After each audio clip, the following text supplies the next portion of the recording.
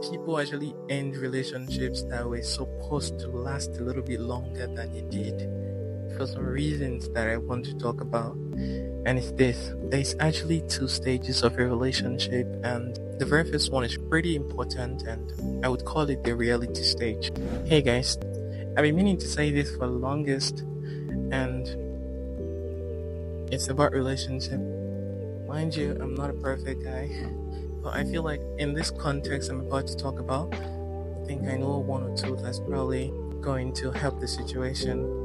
Because I've actually come to discover that people actually end relationships that were supposed to last a little bit longer than it did for some reasons that I want to talk about.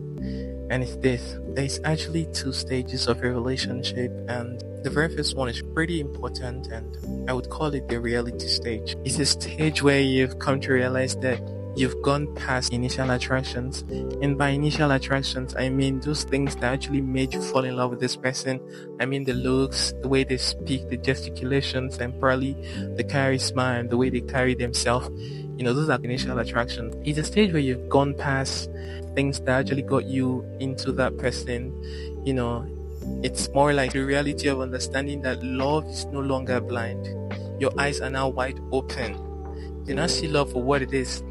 When they said love was blind, or when they say love is blind, it's connected to the initial attractions of what you see, what made you fall in love with the person that's just going to blow you, sweep you off your feet. In the reality stage where you've gone past the initial attractions, where your eyes are now wide open and you cannot see things for what they are.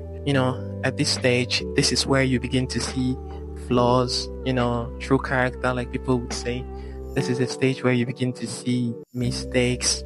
And let me remind you that these are not prerequisites. These are not reasons for you to leave the relationship.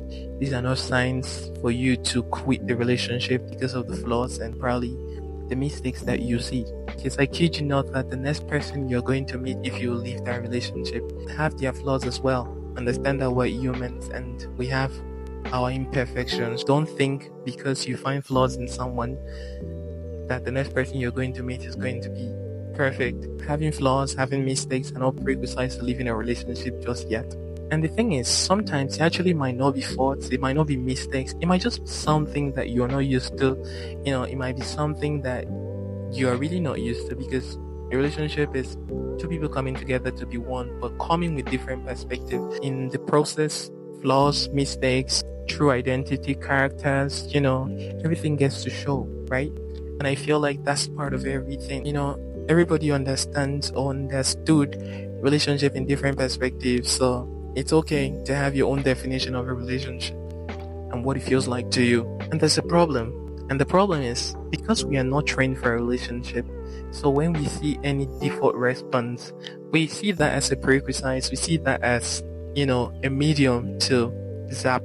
See that as a medium to actually give up out of a relationship. Because as humans, there's this subconscious desire, to have a perfect partner, someone who's going to get and probably understands us just the way we want it to. We just want everything to be pretty smooth, just like we see in the movies. But I kid you not that sometimes the odds can not always be in your favor. So I think you should know that, right? And the next stage is the adjustment stage.